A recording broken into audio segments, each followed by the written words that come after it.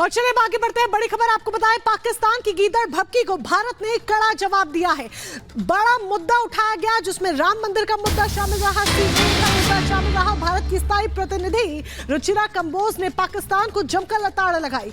उन्होंने कहा पाकिस्तान में माइनॉरिटीज के साथ भेदभाव होता है जबकि भारत में सबके साथ एक समान व्यवहार किया जाता है। बड़ी जानकारी यहां पर आप तक पहुंचा रहे। पाकिस्तान की गीदड़ भपकी को जवाब मिला है। भारत ने जवाब दिया है यूएन के मंच पर। यूएन में भारत ने कड़ा जवाब दिया। राम मंदिर सीएए का मुद्दा उठाया और भारत की स्थायी प्रतिनिधि ने लताड़ लगाई है जमकर। भारत में सबसे समान व्यवहार किया जाता है, रुचिरा कंबोज ने कहा।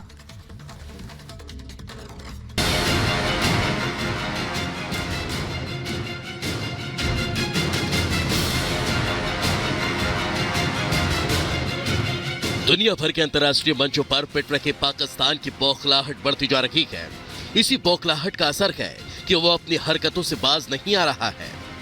संयुक्त राष्ट्र संघ के बार बार कश्मीर का मुद्दा उठाने वाले पाकिस्तान ने अब उसी अंतर्राष्ट्रीय मंच से राम मंदिर और सीएए पर दुनिया को गुमराह करने की नापाक हरकत की, तो उसी मंच से भारत की बेटी ने भी पाकिस्तान की जमकर क्लास लगाई।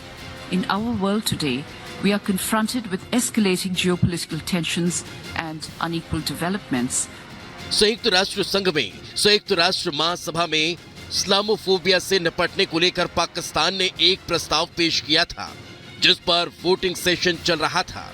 इसी दौरान पाकिस्तानी राजदूत मुनीर अकरम ने राम मंदिर और सीएए का मुद्दा उठाया और राम मंदिर का विरोध किया, तो मुनीर की क्लास लगाने में रुचिरा कंबोज ने भी देरी नहीं की। मेरे देश से संबंधित मामलों पर इस पाकिस्तानी प्रतिनिधिमंडल सीमित और गुमराह दृष्टिकोण से रूबरू होना वास्तव में दुर्भाग्यपूर्ण है। खासकर ऐसे समय पर महासभा में ये जिक्र छेड़ा है जब ये ऐसे मामले पर विचार कर रही है जिसमें सभी सदस्यों ने ज्ञानवर्धक, गहन और वैश्विक दृष्टिकोण पेश करने की उम्मीद की जा रही है। शायद प्रतिनिधिमंडल को इसमें महारत हासिल नहीं है। अंतर्राष्ट्रीय मंच पर एक बार फिर अपनी नापाक कोशिश करने वाला पाकिस्तान शायद ये भूल गया था कि जब राम मंदिर में प्राण प्रतिष्ठा हुई, जब हिंदुस्तान में सीएए कानून पास हुआ, तो उसी के मुल्क में मोदी के पक्ष में नारे लगाए जा रहे थे। अंतर्राष्ट्रीय मंच पर भारत के खिलाफ जहर उगलने की पाकिस्तान की नापाक हरकत कोई नई बात नहीं है। सदन में इस्लामोफोबिया पर चर्चा उसी का नतीजा था, जिसे महत्वपूर्ण बताते हुए रुचिरा कंबोज पाकिस्तान की जमकर क्लास लगाती और इस्लामोफोबिया को लेकर पाठ भी पढ़ाती नजर आई। रुचिरा कंबोज ने कहा, केवल एक धर्म के बजाय हिंदू, बौद्ध, सिख, हिंसा और भेदभाव का सामना करने वाले अन्य धर्मों के खिलाफ धार्मिक भय, व्यापकता को भी स्वीकार करना चाहिए। ये स्वीकार करना जरूरी है कि इस तरह का फोबिया अब्राहिमी धर्मों से परे भी फैला हुआ है। पाकिस्तान के हालात किसी से छिपे नहीं हैं, जहां लोगों को 2 वक्त की रोटी नसीब होना भी मुश्किल हो रहा है। जो पाकिस्तान कटोराले भीख मांगता फिरता है, वो अक्सर इस तरह की नापाक हरकत की कोशिश करता रहा है। जब जब पाकिस्तान की किरकिरी होती है, वो अपने आवाम का ध्यान भटकाने के लिए भारत के खिलाफ जहर उगलना शुरू कर देता है। Bureau report, Republic Bharat. और अब बात सीएए पर मचे सियासी संग्राम की। देश भर में सीएए पर अधिसूचना जारी होने के बाद सियासत चरम पर है। विपक्ष इसे मोदी सरकार की चुनावी चाल बताते नहीं थक रहा है, जबकि सुप्रीम कोर्ट से लेकर सड़क तक विपक्षी इसे लेकर हमलावर है। एआईएमआईएम अध्यक्ष असदुद्दीन ओवैसी ने सुप्रीम कोर्ट में याचिका दायर की है। क्या है पूरी खबर, देखिए इस रिपोर्ट में।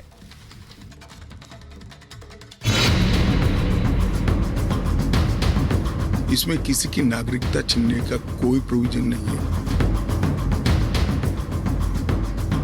मोदी हुकूमत ने CAA के रूल्स बना दिए हैं, तो ये बड़ा ही नाइंसाफी होगी उन मुसलमानों के लिए जिनका नाम नहीं आया।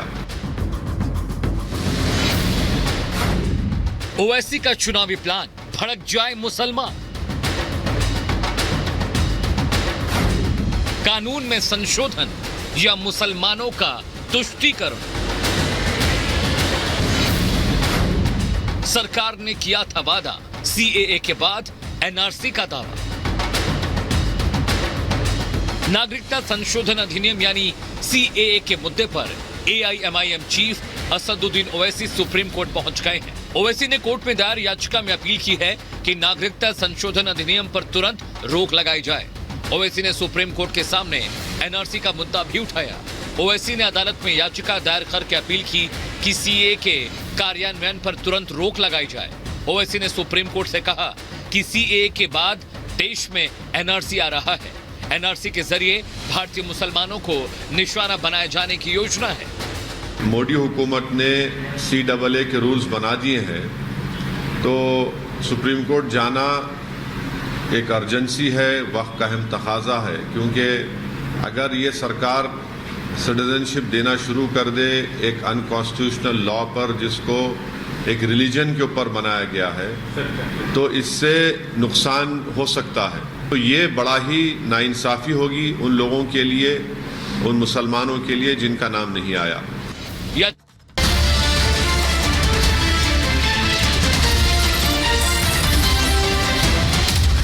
रुपया घंटे वाले, 1 घंटा जिसका किराया 20 लाख रुपया है, वो जहाज के पैसे कौन देता था? जो अरविंद केजरीवाल कल कह रहे थे। सवाल तमाम है, लेकिन सवालों का जवाब। और आम आदमी पार्टी कानूनी प्रक्रिया का सम्मान करती है, तो कल की जो तय तारीख थी उस पे अरविंद केजरीवाल जी कोर्ट गए। उन्होंने भारतीय जनता पार्टी के सभी नेताओं को जवाब दे दिया जो बार बार कह रहे थे कि अरविंद केजरीवाल जी कोर्ट से भाग रहे हैं, जो बार बार कह रहे थे कि अरविंद केजरीवाल जी ईडी से भाग रहे हैं। कल दिल्ली के मुख्यमंत्री अरविंद केजरीवाल जी ने उनका मुंह बंद कर दिया। उनका मुंह बंद कर दिया राउज एवेन्यू कोर्ट ने अरविंद केजरीवाल जी को कल सुबह जमानत देकर। तो जो भारतीय जनता पार्टी के नेता बार बार प्रेस कॉन्फ्रेंस कर रहे थे, कह रहे थे कि जी भाग रहे हैं, गिरफ्तार होंगे, कल उनको अपना जवाब मिल गया। अब कानूनी प्रक्रिया की शुरुआत होगी। अब उस पूरे केस पर बहस होगी। अब राउज एवेन्यू कोर्ट इस बात को एग्जामिन करेगा कि जो समन ईडी अरविंद केजरीवाल जी को भेज रही है, क्या वो समन कानूनी है या वो समन गैर कानूनी है? क्या अरविंद केजरीवाल जी को उस समन पे जाना होगा या उनको नहीं जाना होगा? अब इस पूरे मसले पर कानूनी बहस शुरू होगी। लेकिन भारतीय जनता पार्टी और मोदी जी कानूनी प्रक्रिया का तो सम्मान करते नहीं हैं। वो इस बात का इंतजार नहीं कर रहे हैं कि इस कानूनी प्रक्रिया का क्या निष्कर्ष निकलेगा, कोर्ट क्या फैसला देगी। उनको कानून से कोई मतलब नहीं है, उन्हें इन्वेस्टिगेशन से कोई मतलब नहीं है, उन्हें जस्टिस से कोई मतलब नहीं है, और उन्हें इन्वेस्टिगेशन से, जांच से सच्चाई क्या है ये पता चले, इससे कोई मतलब नहीं है।